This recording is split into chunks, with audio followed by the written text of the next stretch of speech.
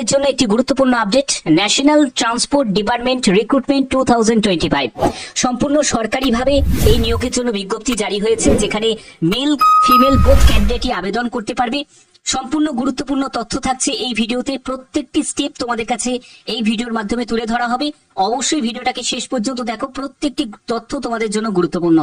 তো এখানে দেখতে পাচ্ছ যে আমি একদম অফিসিয়াল পিডিএফটা ওপেন করে নিয়েছি। তোমরা এখানে দেখতেই পাচ্ছ অনলি ইন্ডিয়ান ন্যাশনাল, অর্থাৎ ভারতীয় নাগরিক প্রত্যেকে আবেদন করতে পারবে।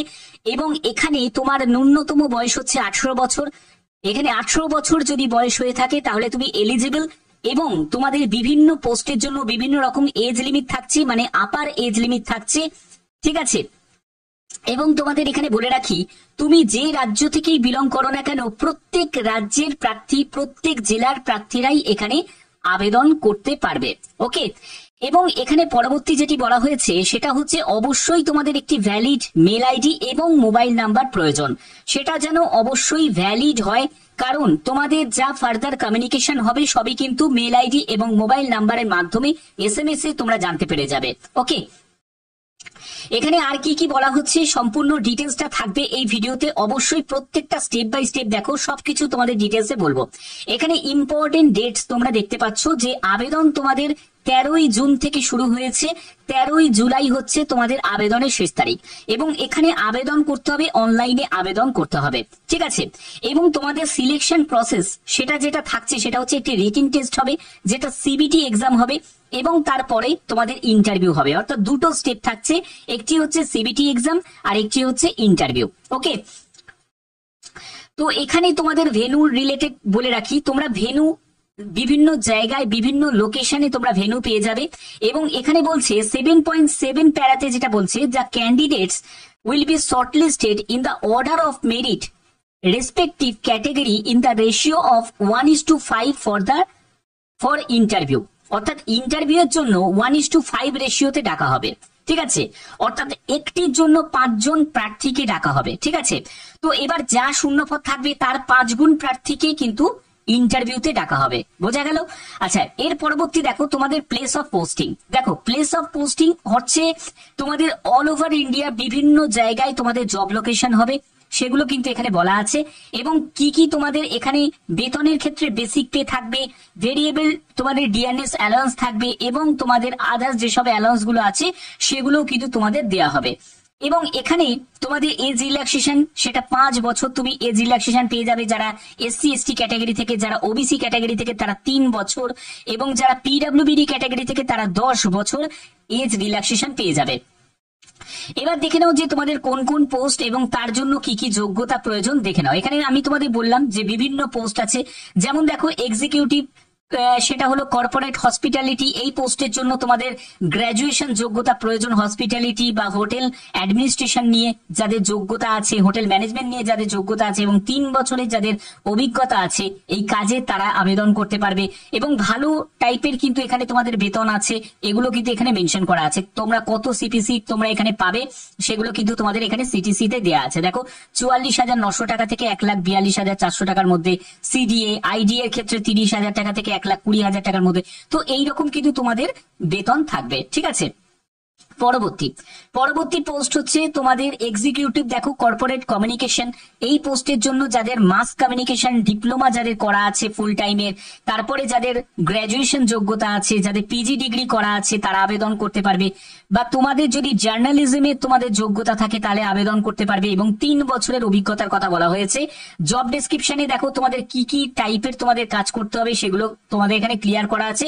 পাশাপাশি তোমাদের বেতনের ব্যাপারটা তোমরা বুঝতেই পারছো, ভালো টাইপের কিন্তু তোমাদের বেতন দেওয়া হচ্ছে।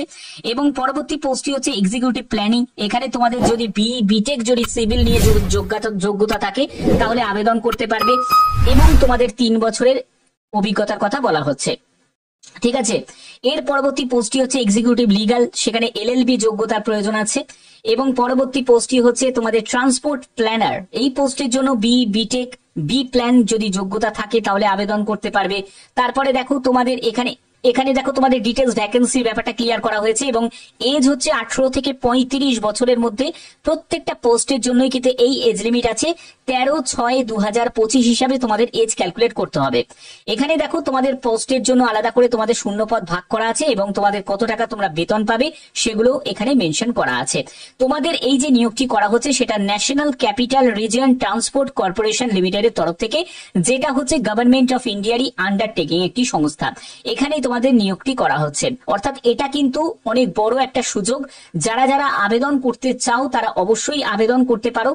ভারতীয় নাগরিক প্রত্যেকে আবেদন করতে পারো। যে কোনো জেলা, যে কোনো রাজ্য থেকে তোমরা এখানে আবেদন করতে পারো।